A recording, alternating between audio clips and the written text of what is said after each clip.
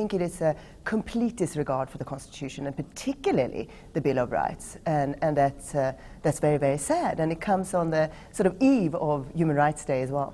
Her point is that this newspaper, according to her, quality of reporting has gone down and there's plagiarism going on.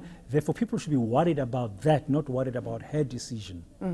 Absolutely, but she's missed a brilliant opportunity to raise those questions in a bigger realm. The boycott of a newspaper is not going to help that particular issue.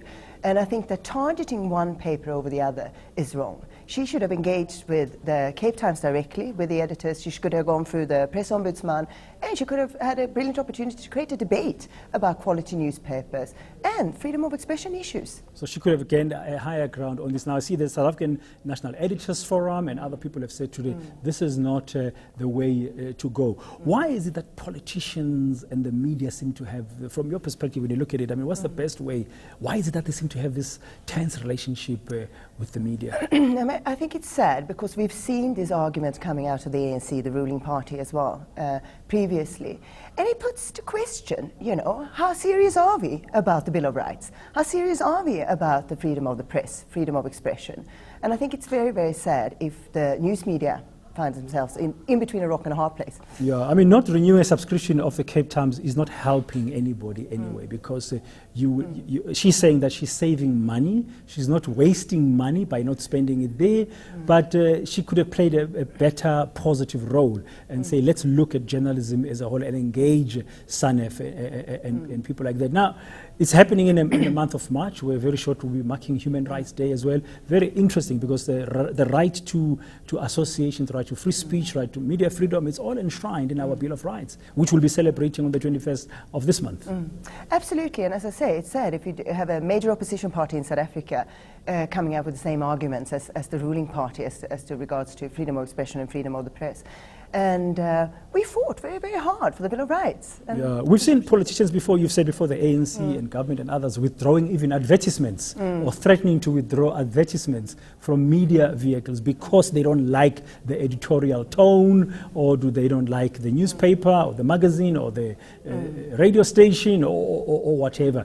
They seem to wield that stick each time there's an issue with the media politicians, and that's not the best way, you think? It's definitely not the best way, and it's a very crude instrument, and it goes against the grain of freedom of expression.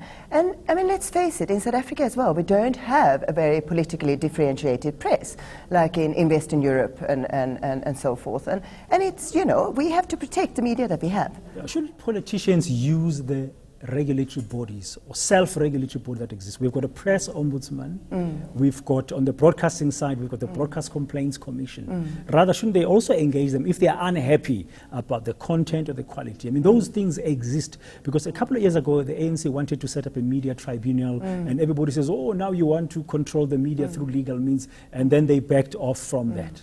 Now, once again, you know, very, very crude instruments, and using the stick of withdrawing funding or advertising, for example, won't help anyone. And I wanted to say something about Helen Zille's argument about not wasting taxpayers' money.